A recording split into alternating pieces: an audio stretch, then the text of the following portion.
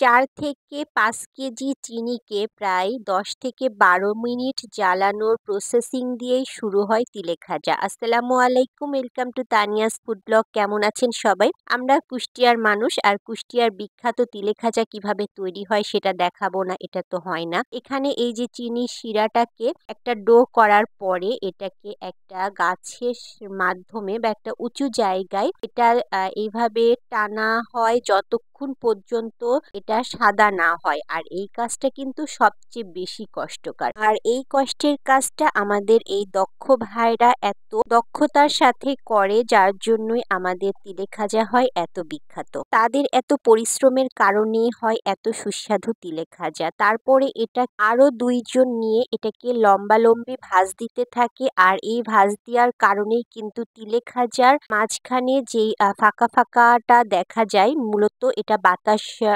ওনারা এর ভিতরে ঢোকানোর চেষ্টা করে। সেটার জন্যই তিলেখাজার মাঝে দেখবেন ভিতরে একটু ফাঁকা ফাঁকা থাকে। তারপরে সেটাকে একটা বড় জায়গায় রাখার পরে এটাকে সমান মাপে পিস পিস করে ওনারা কাটতে থাকে, এবং এত দক্ষতার সাথে কাটে যে ওনাদের কোনো মাপজোকেরও প্রয়োজন হয় না। এই দক্ষ মানুষের পরিশ্রমগুলোর ফলই হচ্ছে এত সুস্বাদু তিলেখাজা, আর এই জন্যই এত বিখ্যাত হয় এই কুষ্টিয়ার তিলেখাজা। আর আমাদের কুষ্টিয়ার তিলেখাজা এখনো পর্যন্ত যে খাননি, অবশ্যই ট্রাই করে দেখবেন। আর অবশ্যই অবশ্যই কুষ্টিয়াতে আসলে এই তিলেখাজার ফ্যাক্টরিতে এসেও কিন্তু একবার ঘুরে যাবেন।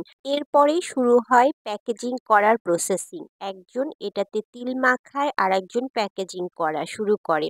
আর এখানে বিখ্যাত যে স্পেশাল তিলেখাজাটা আছে সেটাতে মূলত বেশি পরিমাণে তিল দেওয়া থাকে, আর নর্মালি তিলের পরিমাণ কম দেওয়া থাকে। আর এই তিলই হচ্ছে তিলেখাজার মেন আকর্ষণ। এটা হচ্ছে এই চিনির শিরার যে শীতটা থাকে এটাকে দ্বিগুণ বাড়ায় দেয় স্বাদে গুণে। আর কোনো মেশিন ছাড়া ওনারা হাতেই সম্পূর্ণ কাজটা করে থাকেন।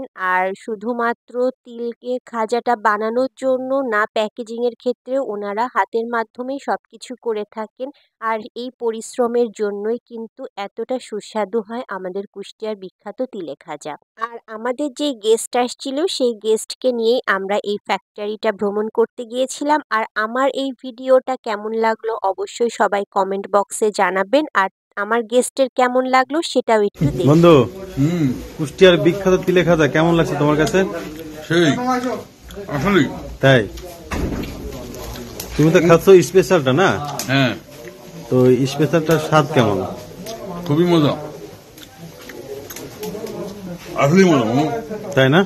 অনেক।